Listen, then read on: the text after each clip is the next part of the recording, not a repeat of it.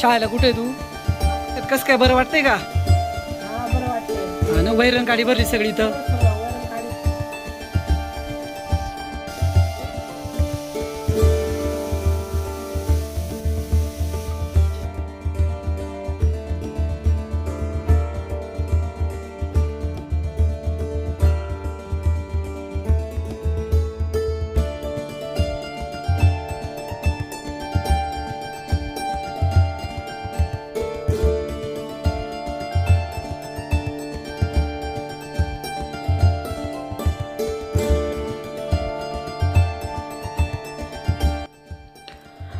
सह्याद्रीच्या उंच कातळाखाली पक्ष्यांच्या मधुर किलबिलाटात, धबधब्याच्या अखंड गोंगाटात आणि निसर्गाच्या कुशीत विसावलेलं एक अनोखं जगात तुमचं सर्वांचं स्वागत.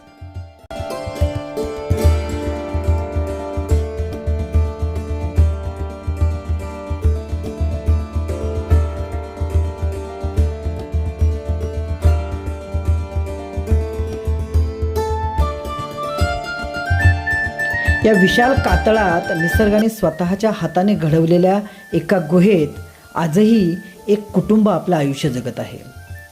हे फक्त एक घर नाही, तर अनेक पिढ्यांच्या संघर्षाचं, कष्टाचं आणि निसर्गाशी जुळवून घेतलेल्या जगण्याचं जिवंत प्रतीक आहे.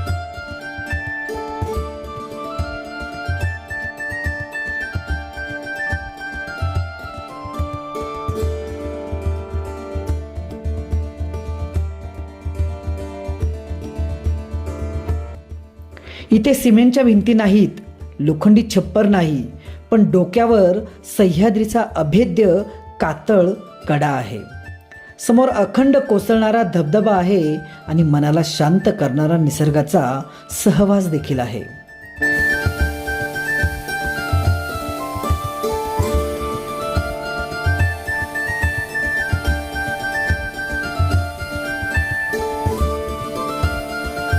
या गुहेत लहान मुलांचं बालपण फुलतं, आजी आजोबांचा अनुभव जपला जातो, जनावरांचा संसारही इथेच नांदतो आणि प्रत्येक दिवस कष्ट, समाधान आणि निसर्गावरील विश्वासाने उजाडतो.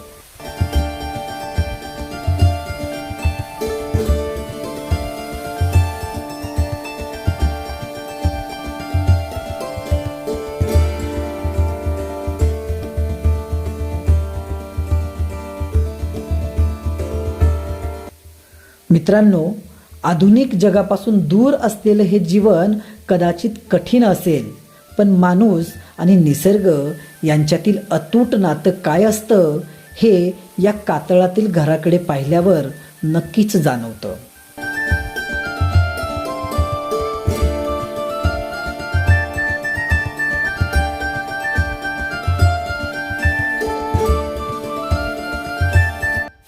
चला तर मग सह्याद्रीच्या या कातळाखाली वसलेल्या या अद्भुत घराचा, इथल्या माणसांचा आणि त्यांच्या प्रेरणादायी जीवन प्रवासाचा अनुभव घेऊया.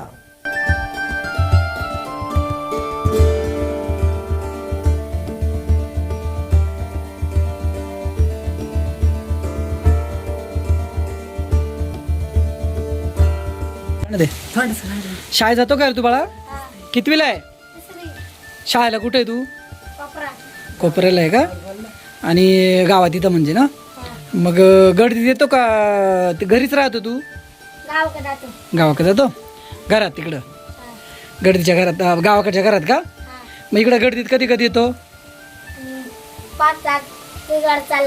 हा, पाऊस जोरात चालला का मग इकडे येतो? आणि हे मग आईन तुला जोडी कोण कोण असतं मग इकडे यायला?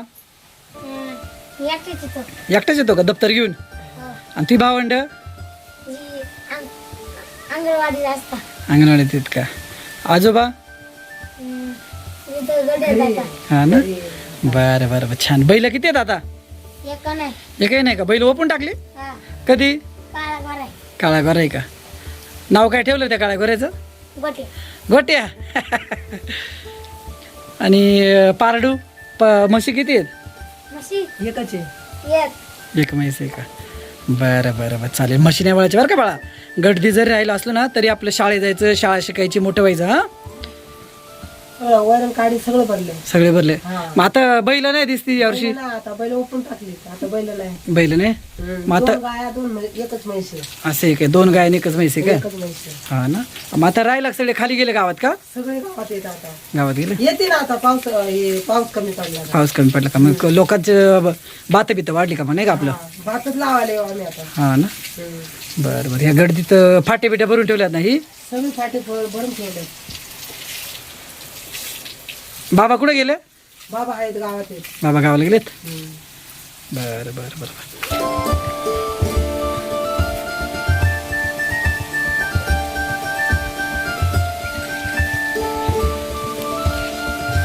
आजी गावातलेच घेऊन ठेवले हो. गावात लागतं ना मग आता पावसाच्या.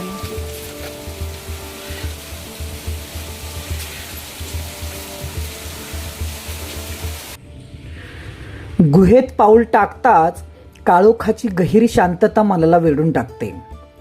निसर्गाने घडवलेल्या कातळाच्या भिंती आजही अनेक पिढ्यांच्या जगण्याचा साक्षीदार आहेत. एका कोपऱ्यात धुराने काळवंडलेली चूल, तर दुसऱ्या बाजूला पावसाळ्यासाठी जपून ठेवलेलं सरपण त्या गुहेत गेल्यावर आपल्याला दिसतं. छताखाली नीट रचलेल्या गवताच्या पेंढ्या जनावरांच्या उद्याच्या काळजी सांगून जातात. गुहेत माणसं आणि जनावरं एकाच आश्रयाखाली एकाच कुटुंबाप्रमाणे नांदताना दिसतात.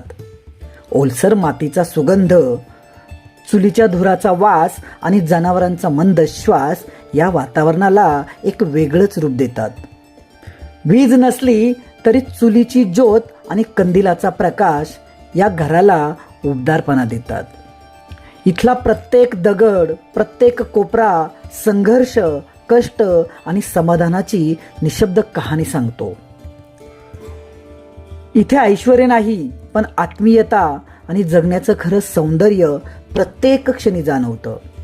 या गुहेतील प्रत्येक श्वास सह्याद्रीच्या कुशीतल्या जिद्दी, साधेपणा आणि निसर्गाशी असलेल्या अतूट नात्याचा आपल्याला अनुभव देतो. मित्रांनो, गर्दीतील हे जीवन आपल्याला एक मोठा संदेश देतं.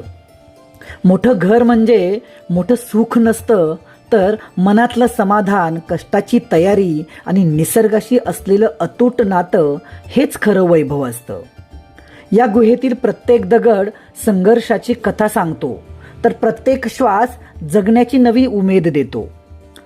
सुख सोयींच्या गर्दीत हरवलेल्या आपल्याला हे साधं पण समृद्ध जीवन जगण्याचा अर्थ शिकवतं. सह्याद्रीच्या कातळाखाली दडलेलं हे घर नाही, तर जिद्द, संस्कृती आणि समाधानाचा जिवंत वारसा आहे. अशा या माणसांना आणि त्यांच्या जीवन जगण्याच्या संघर्षाला अगदी मनापासून सलाम. खाली वाड्याचा खटका आहे बघ.